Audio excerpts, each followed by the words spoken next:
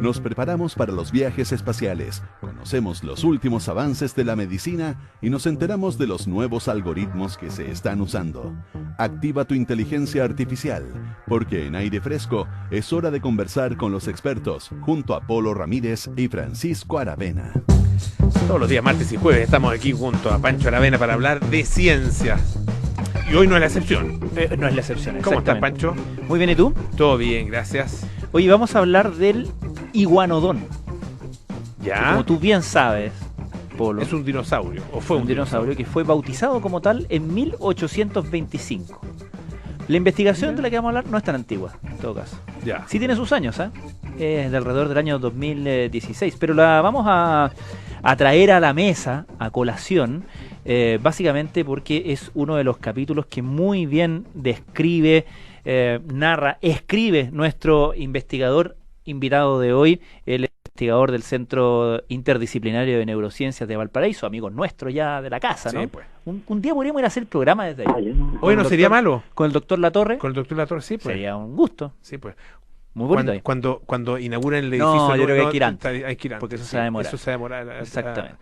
Bueno, ha costado eso. Daniel pero bueno. Álvarez, que es investigador del CINB, se ocupa de un capítulo del libro Demente, Dos cabezas piensan más que una, que es el segundo libro de esta colección, que es una colección de divulgación científica, artículos de divulgación científica, que ha editado el Centro Interdisciplinario de Neurociencia de la Universidad de Valparaíso, y él se dedica a este tema del iguanodón, particularmente por una investigación que gira en torno a a la capacidad cognitiva del iguanodón a partir del hallazgo de un fósil bastante difícil o improbable más bien de encontrar, que tiene que ver con su cavidad craneal. Daniel Álvarez, ¿cómo estás? Muy buenas tardes. Hola, buenas tardes, chicos, ¿cómo están? Hola, Daniel, ¿qué tal? Bienvenido. Un gusto. Oye, muy buena la historia del iguanodón, pero partamos por el tema de por qué a ti te atrae en particular, por qué tú dedicas a esa historia en este segundo volumen del libro Demente. Bueno, yo participé en la escritura de este libro, aportando, yo siendo estudiante de la Universidad del Paraíso, aportando con ¿cómo decirlo? Tomamos muchos papers de gran importancia en respecto a la neurociencia para poder transformarlos en una noticia y poder hacer una buena divulgación de ellos. Uh-huh. Y yo en particular me interesaba mucho el tema de la paleontología desde muy pequeño, o sea, viendo Parque Jurásico, típico de los niños que les gustan los dinosaurios. Claro. Eso fue lo que me motivó a estudiar biología, además. Y entre muchos de los papers que encontramos, logramos encontrar este artículo del 2016, realizado por se me olvidó el nombre ahora mismo, disculpe. Vamos a encontrar el dato. Sí. No te preocupes. Martin Bracer. Eso. Martin Bracer, sí, es el mismo. Sí, aquí lo mismo lo encontré. Martin D. Bracer en la Universidad Departamento de Ciencias de la Universidad de Oxford. Ajá. Que habla sobre exactamente como tú decías, se encontró en Walden, ahí mismo en Oxford, en un yacimiento, una cavidad craneal de un dinosaurio llamado iguanodon, que era un herbívoro de unos 10 metros de largo del periodo Jurásico. Digamos que el fósil tenía unos 133 millones de años, más o menos.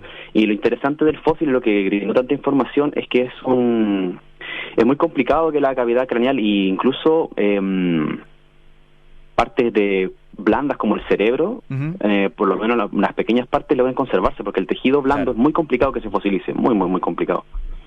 Y en este caso ¿había parte de ese tejido blando o lo que se estudia es la cavidad? Exclusivamente la cavidad, digo, no el contenido. Lo fuerte del artículo que escribí es el estudio de la cavidad en sí, porque se toma en cuenta el índice de encefalización que requiere tener el volumen de la cavidad craneal. Pero además, como dato extra, se lograron encontrar restos de las meninges del cerebro del dinosaurio. Los meninges son unas membranas que sostienen el cerebro a la cavidad craneal, que están que recubren el cerebro. Y aquí se lograron ver incluso hasta vasos sanguíneos, obviamente todo esto petrificado, nada es orgánico, Claro. Pasaron millones de años, o sea, lo que queda es básicamente roca o impresiones de de lo que eran los tejidos blandos.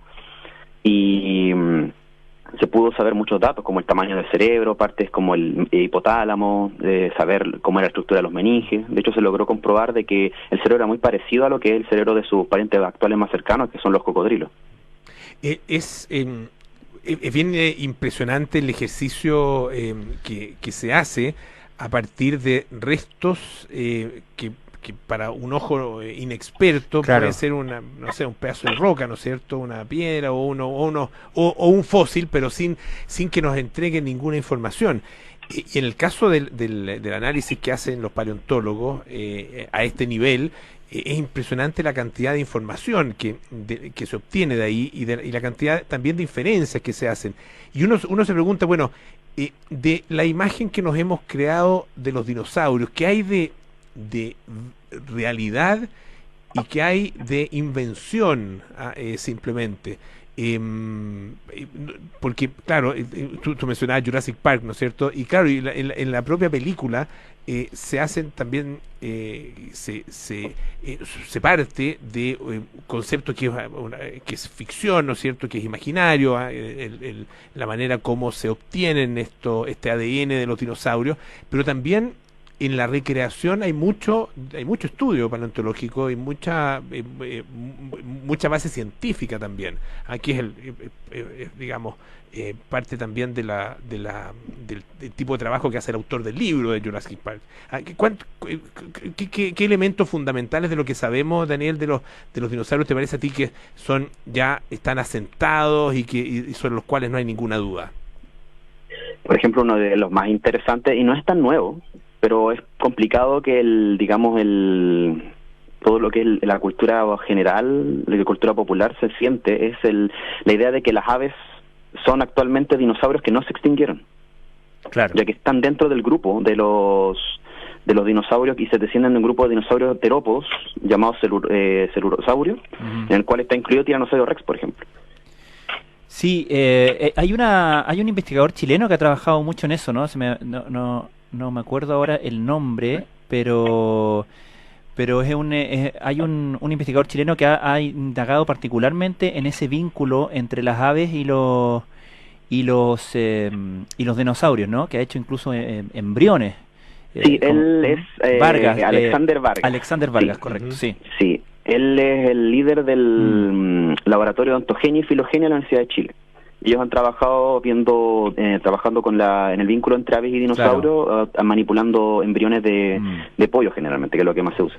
Exacto, es súper interesante esa investigación. Ahora, en general, cuéntanos, el Polo, de hecho, en el inicio del programa en la introducción contaba que en nuestro país tenemos menos avance en general en estos temas, porque naturalmente tenemos menos fósiles, ¿no? Tenemos menos terreno para encontrarlos de partida, ¿no?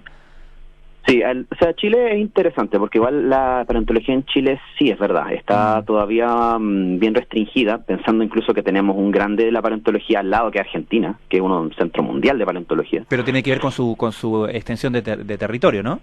En parte, ¿no? Claro, en parte, pero en sí lo que pasa es que también hay muchos yacimientos, muchos lugares que todavía se están descubriendo, pero hay buenos lugares. Por ejemplo, tiene bastante, por ejemplo, tenemos en la región en el desierto de Atacama, claro, tenemos en Caldera, en Calama, está mismo en Algarrobo hay algunos yacimientos, Orcón, la isla Quiriquina, Cocholhue en la octava región es un lugar donde se han encontrado hasta reptiles marinos muy grandes. El Cerro Guido en Punta Arenas se han encontrado dinosaurios también. Y una conexión muy fuerte gracias a las plantas que se han encontrado con la Antártida, entre la Sudamérica y la Antártida. Y volviendo a este tema, Daniel, que empezamos a hablar, el caso del iguanodon y esta investigación en torno a su eventual capacidad cognitiva en función, ¿cierto?, de las deducciones que sacan por esta cavidad encefálica encontrada.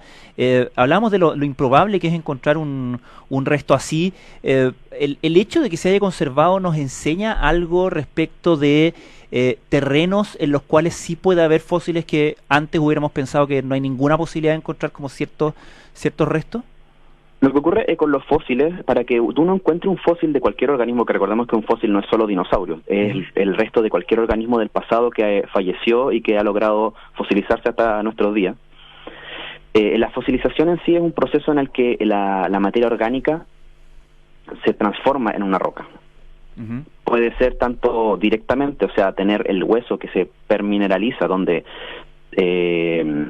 todo lo que es la parte mineralizada, no biológica, que es como el calcio que tenemos nosotros, el carbonato de calcio que tenemos nosotros en los huesos, se reemplaza por minerales que están en el mismo ambiente. Podemos tener fósiles que son solo impresiones de los fósiles, el fósil se ha disuelto, pero se quedó una impresión en la roca, por ejemplo, hay muchos tipos. Y entre esos están los fósiles de conservación excepcional, que se le llaman, que son fósiles, por ejemplo, en el ámbar, como hablaba de Jurassic Park, que los mosquitos, animales pequeños que quedan atrapados en el ámbar. Y las condiciones para una preservación excepcional son bien especiales, porque tiene que tener cosas que son muy poco probables en la naturaleza. Primero, tienen que no haber sido carroñados por otros animales. Por ejemplo, no sé, que los buitres no se lo hayan comido, por ejemplo. Obviamente, cuando existían los dinosaurios no habían buitres, pero, ¿me entiendes? Habían animales carroñeros de esa época que podían agarrar el cuerpo y destruirlo. Pterodáctilobuitres. Claro, pterobuitres, claro. O dinosaurios pequeños como lo que en hoy en día la función que cumplen los coyotes, por ejemplo, un dinosaurio carnívoro pequeño, por ejemplo, que puede ser un carroñero. Bueno, el tema es que para que se conserve de forma excepcional, haya tejidos blandos como piel, impresiones de piel o partes de algunos órganos incluso, el animal tiene que haber muerto. Primero tiene que haber muerto en una condición en la que haya sido enterrado rápidamente, por ejemplo, en un río o en un lago. El sedimento fino tiene que haberlo cubierto inmediatamente, primero para que no fuera carroñado y no fuera destruido, no fuera pisoteado. Segundo, la descomposición es un factor importante para que no se conserven, porque la descomposición por bacterias o invertebrados pequeños como las moscas, todo lo que es microorganismos, también deshace las partes blandas. Tendría que haber sido, por tanto, un lugar que fue enterrado rápidamente y que además hubiera sido un lugar anóxico, en el que no hubiera oxígeno. Por tanto, ni las bacterias podrían actuar para descomponer el cuerpo. Y aún así, esas condiciones, además de ser muy, muy excepcionales, aún así es posible que no se haya preservado. Por tanto, que se preserven animales en ese estado es muy importante. De hecho, unos parientes cercanos a Iguanodon fueron encontrados hace muchos años también en Estados Unidos, en el que se preservaron, se le llamó una momia dinosaurio, en el que se preservó gran parte de la piel, se pueden ver impresiones de la piel incluso. Gracias a esas conservaciones excepcionales, por ejemplo, en China se sabe que muchos dinosaurios eran antecesores a las aves porque se encontraron sus plumas pegadas al cuerpo todavía. Estamos conversando con Daniel Álvarez, que es investigador del Centro Interdisciplinario de Neurociencia de la Universidad de Valparaíso. Daniel, te quería preguntar, más allá de esta investigación y de tu cercanía con la paleontología, tu trabajo como investigador del centro CNV no está orientado a esto, ¿sí? ¿En qué trabaja específicamente? En el centro se trabaja específicamente en el caso tuyo. En mi caso, yo ahora no estoy trabajando activamente con el centro. Ya, perfecto. Estoy tratando de a poco de acercarme más al tema paleontológico. Ya. Ya, por ahí, sí. O sea, tu trabajo, digamos, desde como biólogo y en el ámbito de la neurociencia, se concentra o se está concentrando en la paleontología. Claro, exacto. Ya. ¿Y eso hacia dónde lo estás dirigiendo? Mira, ahora mismo